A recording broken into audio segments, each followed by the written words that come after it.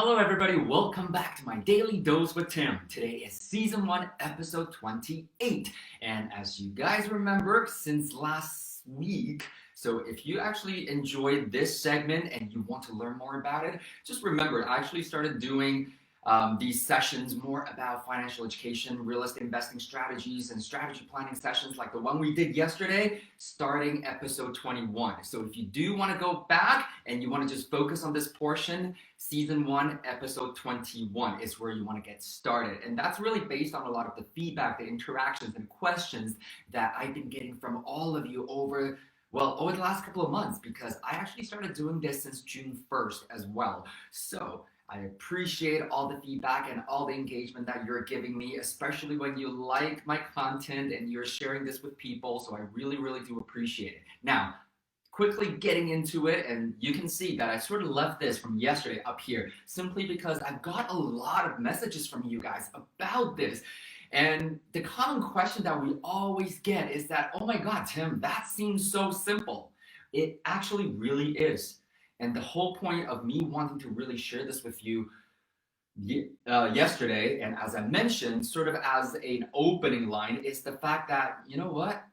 Very much like a lot of people, and I can totally relate because my journey really isn't that different from your journey. All I did was really following the footsteps of other people that have done it before me. However, the whole point is it's one thing to really understand it intellectually, it's another one to actually connect the dots for yourselves as well. The reason why I really wanted to share this with you yesterday is simply because of the fact that this was when my dots got connected, was the fact that, oh my God, honestly though, if I can have a plan, if I have a goal and I can map out a plan and I can get there and that's all I gotta do, it really isn't that hard. However, that's the whole idea between things that are simple to understand versus easy to implement and execute. And I think a lot of the times in our heads, simple and easy are the exact same thing. And as my mentor used to say, well, you know what?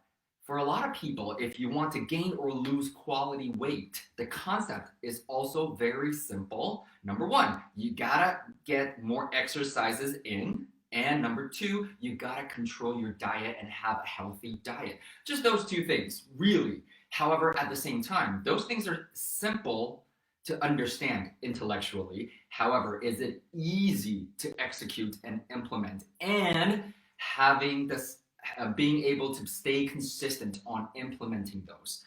Not so much. And this is where, again, mentors and coaches come in to really help you out. And a lot of you guys know, even though I'm training and coaching other people now, and I've been doing that for years, I constantly make sure that I have my mentors and my coaches in various areas of my life to make sure that I continuously grow and move forward in my entire life. And so today's video, honestly though, as you guys probably can see in the title, I named it 3 things that wealthy or rich people do and have.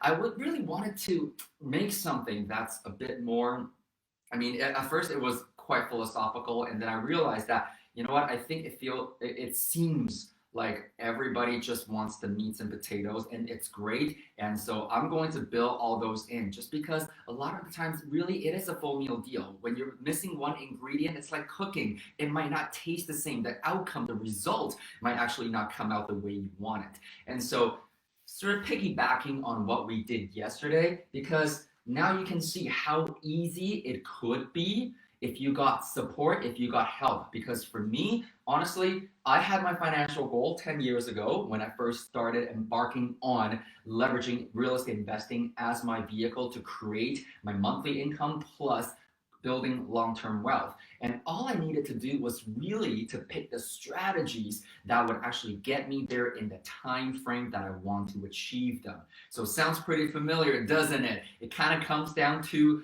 having a smart goal too. So we're going to talk about that in a little bit. The whole point is a lot of people, they're out there, especially when it comes to real estate. There's so much marketing out there, so much noise out there, and it's hard to cut through it because, again, I can relate to all of that because I actually took on trainings, and when I did the trainings, I decided that I wanted to learn about wholesale. I want to learn about negotiations, apartment building buying, and I want to learn about lease options. I want to learn about creative financing. I want to learn about commercial spaces. And even just within all of that, it kind of blows up, right? Like each category has so many different nuances and different maneuvers, and you gotta learn and understand. And it became very, very overwhelming. And so, what I decided to do, as you guys know, was that I started out with what I called my baby strategy, which was lease options. And that sort of paved the road because we truly, truly do believe, especially when you have, well, when you need to actually play with OPM. And really, at the end of the day, everybody needs to have access to other people's money because it doesn't matter if you're born rich, born wealthy. In this industry, it's real estate. You're always going to hit a ceiling if you want to grow, if you want to scale. And so, piggybacking on this, I'm just going to go into a bit more of a theory with you, just so that to really make that point very clear for everybody. So these are the three things that, well, based on my observations and based on my learnings and studyings and research over the last, it's not just in the last 10 years anymore, because obviously I was inspired prior to that, would be these three main things. So, number one, and I actually made a video about it a few days ago as well, is clarity. Okay, so by clarity, what I really mean is, well, rich people, wealthy people, they know they want to get rich. They want to become wealthy. And they have to be very clear about that. And you have to declare it, first of all, to yourself. There's no shame in admitting that because we are huge fans of the concept that, you know what? You need to create a sustainable business model so that you can sustain the message, you can continue to go out there and help out as many people as possible. It helps you scale, it helps you have better equipment, better materials, can recruit better trainers, better quality people, and maybe even just elevating the overall quality of what we can do here. Hey Harv, good to have you join us. Where are you today, by the way? You're usually in the UK these days, aren't you? So thanks for joining me. Now, clarity really at the end of the day is goal. Is really having those clear goals that you want to hit. And if you go back to the video yesterday, you will know. All it comes down to is think about what it is that you want money to do for you. And again, not to be crass, put a price tag next to everything. If you want a better living environment in a better neighborhood, well, that basically means probably a nicer house in a nicer neighborhood. That comes with a price tag. If you want to send your kids to a better quality, for better quality education, even though these days most of it is done online, doesn't matter. Same idea. That's what I thought. Harvey, you're still in the UK. I miss flying. I don't know about you, right? It's been hard. It's been a bit of a tough adjustment.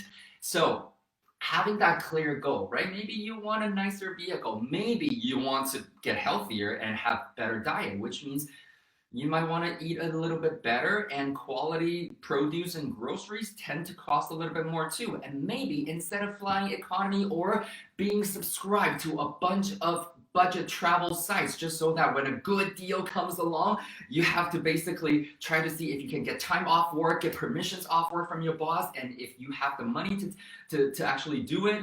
Instead of that, why don't you plan the vacation that you really want for yourself and for your family or for your loved ones, period?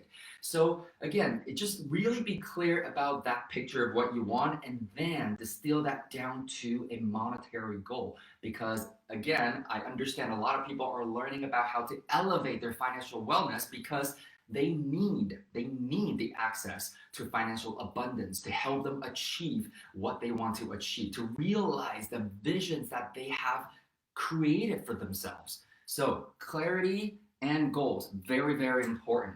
Number two, okay, the second thing that rich and wealthy people do and have is to have strategies.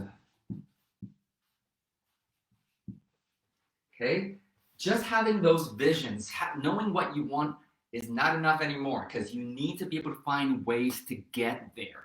Okay, so once again, if you wanted to lose weight or gain weight, and what I mean is lose quality weight or gain quality weight, and a lot of you guys know that I've had sort of the, I guess, the opposite problem compared to most people because of all my autoimmune disorders. I carry a lot of visceral fat. However, it doesn't really show when people look at me. The other side of that is that I actually maintain my exercise level to hold my weight, and it's very difficult for me to actually gain quality weight because my body's constantly attacking itself even though I'm on medication.